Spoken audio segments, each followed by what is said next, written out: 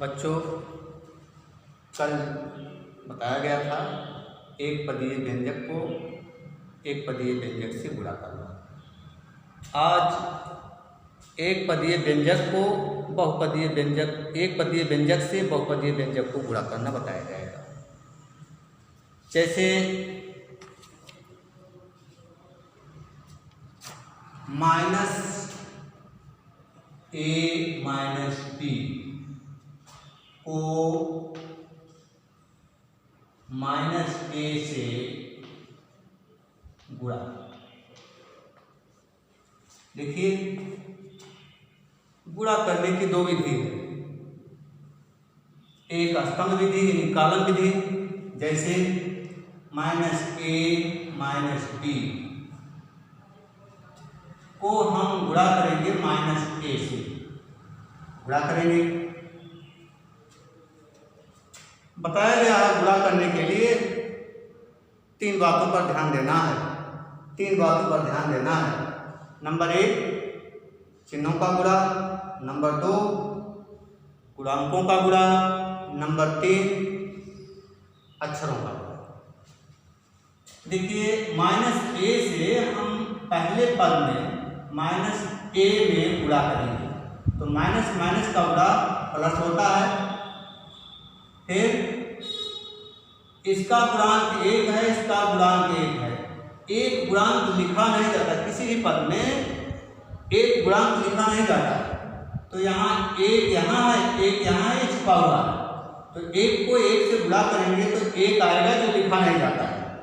एक को एक से गुणा करेंगे, क्योंकि हमने बताया है कि चर की घातें जुड़ेंगी। तो चर की घातें जुड़ेंगी तो चर जो है यहाँ 1 है, इसकी घात, इस चर की घात 1 है, इस चर की घात 1 है, इसकी घातें जुड़ गई तो ये हो जाएगा x², x की घात। फिर आगे माइनस माइनस दूसरे पद में गुणा करेंगे, -a से -b में गुणा करेंगे, माइनस को माइनस से गुणा करेंगे, ये आएगा प्लस। फिर देखिए, इसके गुणांक -b के गुणांक से -a के गुणांक को गुणा करेंगे तो 1 ही आएगा, क्योंकि 1 गुणे 1 होता है।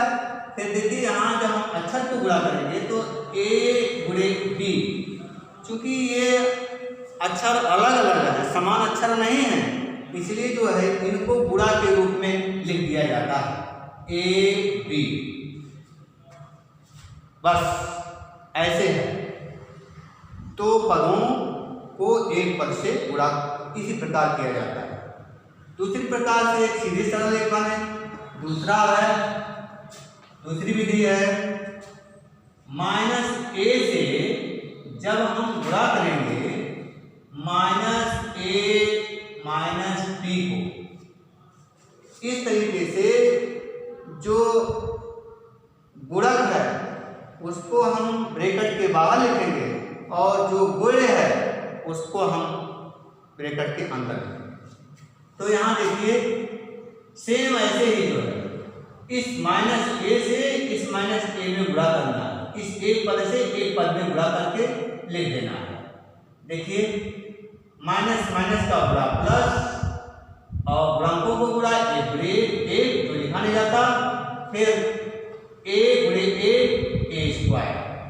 फिर इसी -a से फिर दूसरे पद में गुणा किया जाएगा -b में, तो माइनस माइनस का गुणा प्लस a गुणे 1, पहले गुणांक का गुणा कर लीजिए, a गुणे 1 लिखा नहीं जाता, a गुणे b, ये हो गया a b, ये आंसर हो गया। ठीक इसी प्रकार से गुणनफल ज्ञात किया जाएगा। फिर आगे जैसे है 5a - 7b + c, 5a - 7b + c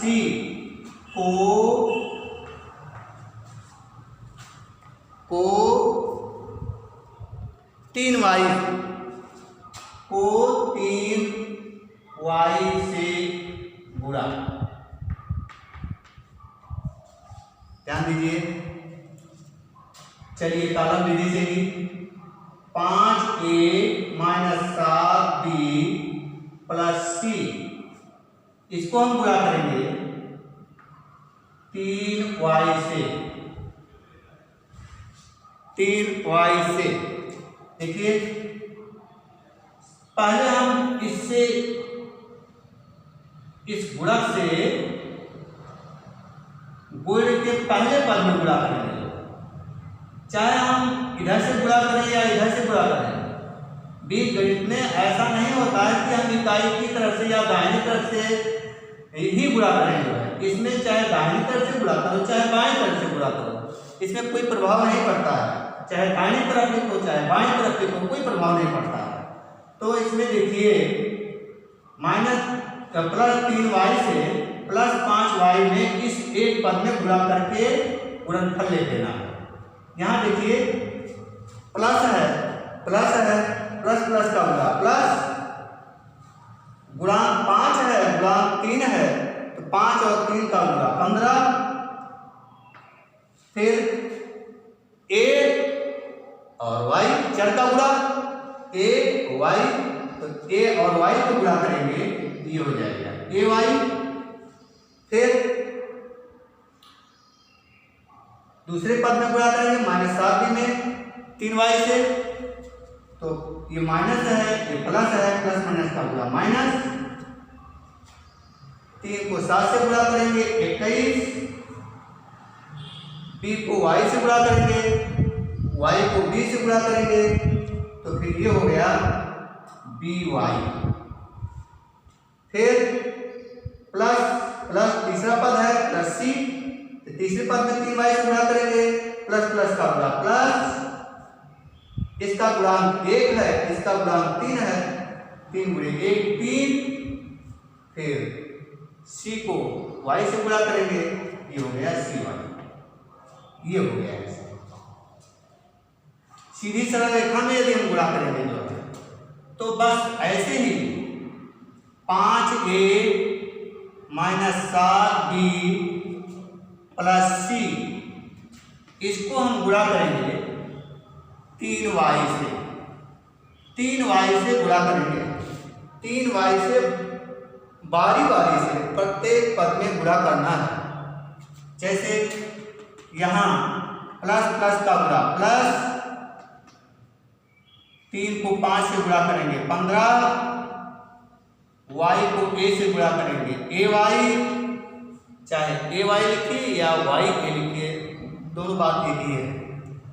फिर उसके बाद फिर दूसरा पद है माइनस 7b, प्लस माइनस का गुणा माइनस 21 yb। फिर 3y से हम तीसरे पद प्लस c में गुणा करेंगे, प्लस प्लस का गुणा प्लस, इसका गुणांक 1 है इसका गुणांक 3 है, 3 गुणे 3 yc, चर को गुणा करेंगे y और c को, तो yc। बस यही जो है हमारा आंसर, यही गुणनफल हो गया। ठीक इसी प्रकार से कुछ प्रश्न आते हैं सरल करने के लिए। जैसे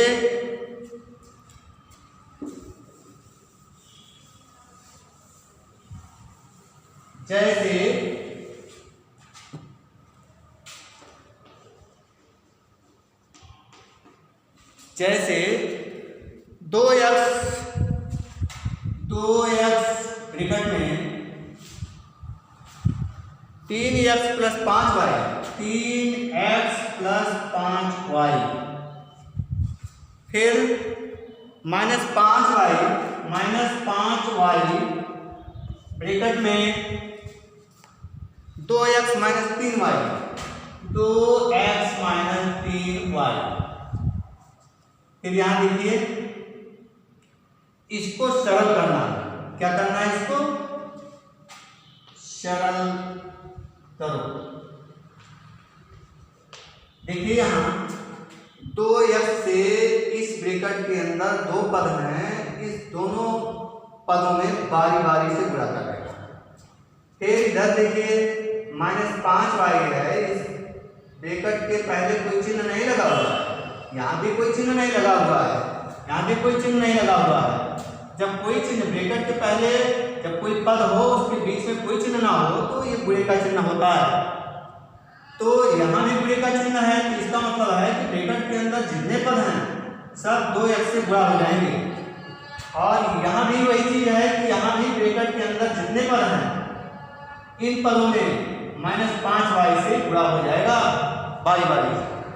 यहाँ देखिए आप जो है 2x से 3x में गुणा करेंगे, ये भी प्लस है, ये भी प्लस है, प्लस प्लस का गुणा प्लस, ये हो जाएगा 2 तिहाई 6 और x को x से गुणा कर दिया, x स्क्वायर हो गया। फिर 2x से +5y में गुणा करना है तो ये प्लस प्लस प्लस का गुणा प्लस, 2 गुणे 5 10 और ये x गुणे y xy, ये हो गया। 2x से दोनों पदों में गुणा करके जो है यहाँ पर लिख दिया गया। फिर यहाँ देखिए -5y से +2x में गुणा करना है तो माइनस चिन्हों का गुणा माइनस प्लस का गुणा माइनस, 5 दूनी 10 y और x से गुणा करेंगे xy गुणा हो गया। फिर इसके बाद देखिए ये माइनस माइनस का गुणा प्लस 5 तिहाई 15 y को y से गुणा करेंगे, क्योंकि ये समान अक्षर हैं इसलिए ये हो गया y की घात 2 आएगी, ये हो गया y की घात 2 प्लस 15 y की घात 2। कुछ करना नहीं है, देखिए यहाँ इसको और सरल कीजिए। देखते हैं हम क्या देखते हैं हम यहाँ जो है कि +6x² plus 10xy -10xy plus 15y²। देखिए +6x² प्लस 15y² ये विजातीय पद है, ये समान पद नहीं है, लेकिन ये दोनों पद +xy प्लस 10xy -10xy ये समान पद है, ये समान पद है और इनके गुणांक बराबर भी हैं, इसलिए ये दोनों कट जाते हैं, ये दोनों कट जाएंगे। क्योंकि ये प्लस है, प्लस 10xy -10xy तो प्लस 10xy में से -10xy जब घटेगा तो क्या आएगा, कुछ नहीं आएगा, इसलिए ये दोनों कट गया। बचा क्या, +6x² प्लस 15y², यही बचा, यही आंसर होगा। गुणनफल यही जो है सरल करने पर यही आता है। आप थोड़ा सा होमवर्क ले लीजिए। नंबर 1 x² - 5x + 4 3x और x² - 5x + 4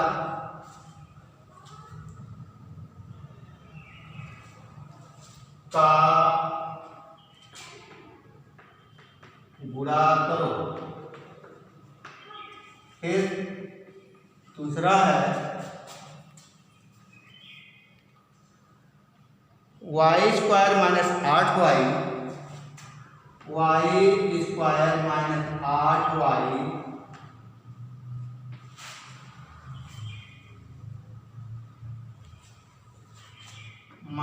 y को सरल करो। तीसरा है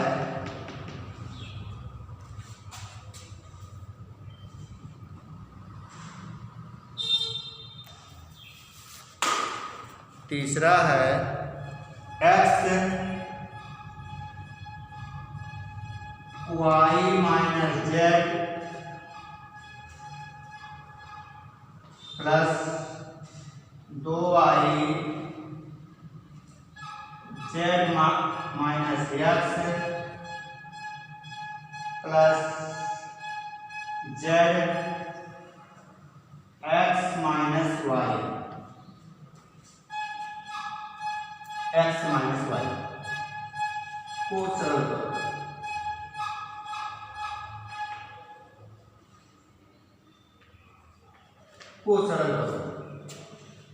फिर उसके बाद अगला है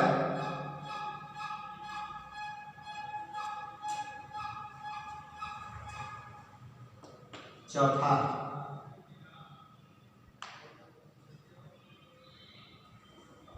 दो वाई और वाई स्क्वायर प्लस 5y का गुणा करो। इस प्रकार से ये होमवर्क है, इसको गुणा कीजिएगा।